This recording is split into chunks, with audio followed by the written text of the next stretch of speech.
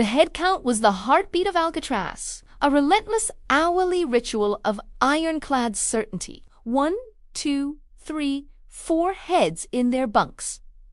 All present, all secure. The count was sacred. But on the night of June 11th, 1962, the guards weren't counting men. They were counting ghosts. In cell block B, a young guard named Miller peered through the bars at the sleeping form of Frank Morris, a man with an IQ so high he was considered a genius. He saw the gentle rise and fall of his chest, the familiar shape of his head on the pillow. All was quiet. But the man in that bed wasn't Frank Morris. It wasn't even human. It was a hauntingly realistic dummy head, crafted from soap, toilet paper, and the most precious contraband on Alcatraz. Real human hair, stolen from the prison barbershop floor. The real Frank Morris was gone, crawling through a labyrinth of darkness behind the cell block wall. He was about to prove that the most secure prison on earth could be defeated not with force, but with a perfect, terrifying illusion. Alcatraz was designed to be the end of the world. It wasn't just a prison. It was a psychological weapon, a place built to convince men that escape was not only impossible, but unthinkable. The cold, saltwater currents, the constant surveillance, the sheer brutalist finality of the island. It was a fortress built to crush the human spirit. But Frank Morris, a career criminal with a genius-level intellect, saw it differently. He saw it as a machine, and he believed every machine had a flaw. He wasn't alone. He formed a small, secret crew, the brothers John and Clarence Anglin, 2 weathered, tough-as-nails bank robbers who were masters of improvisation.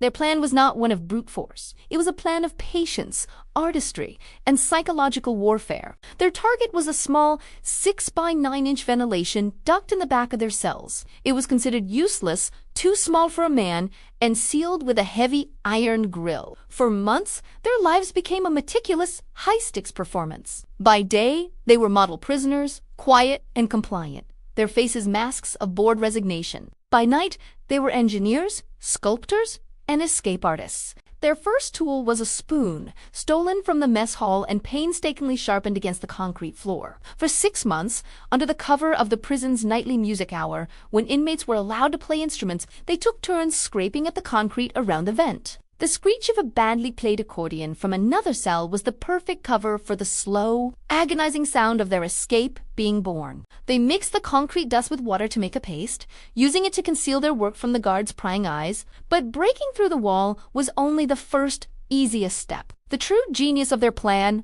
was the deception. They knew the hourly head counts were the prison's greatest strength. They had to be in 2 places at once.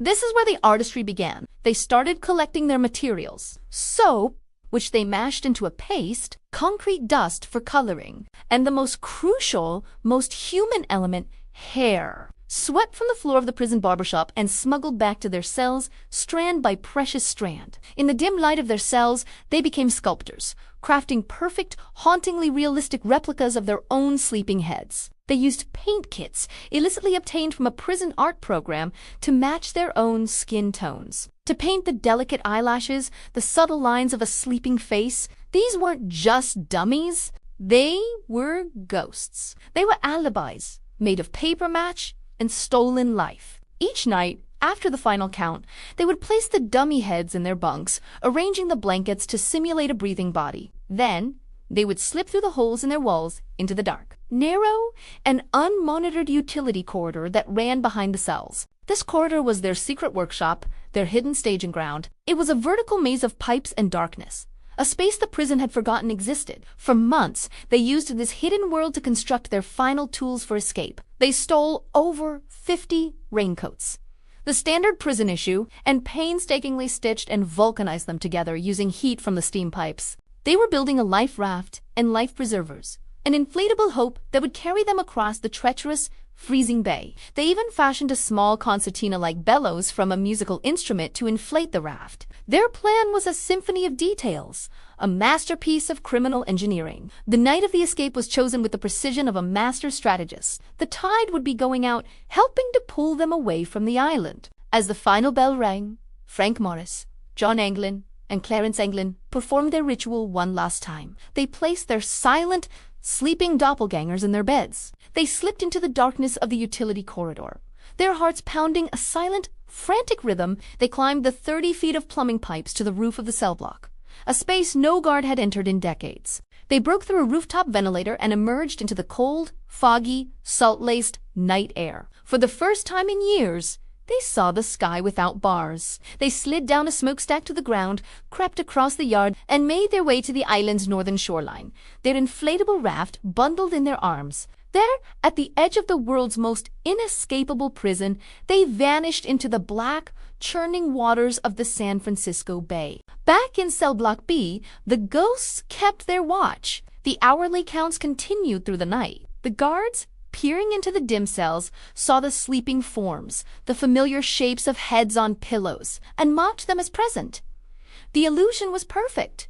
The machine was fooled. It wasn't until the bright, harsh light of the morning count that a guard noticed something was wrong. He called out to Frank Moritz, but the figure in the bed didn't stir. He reached through the bars and shoved the sleeping form. The head rolled off the pillow and fell to the floor with a soft, papery thud. The alarm that sounded that morning was not just for an escape.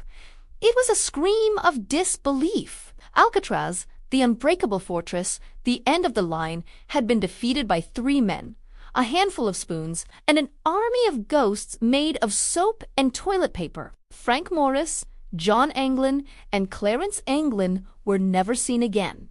The official report claims they drowned in the cold, unforgiving waters of the bay, but no bodies were ever conclusively found. Their story became a legend, a testament to the power of human ingenuity, patience, and the unbreakable will to be free. It proves that you can lock a man's body in a cell of concrete and steel, but you can never truly imprison a mind that is determined to think its way out. If this incredible true story of the greatest escape in history captivated you, please show your support by hitting that like button. Subscribe and ring the notification bell for more true stories that defy the impossible. Now, we have a question for you. In a desperate situation, what is a more powerful tool?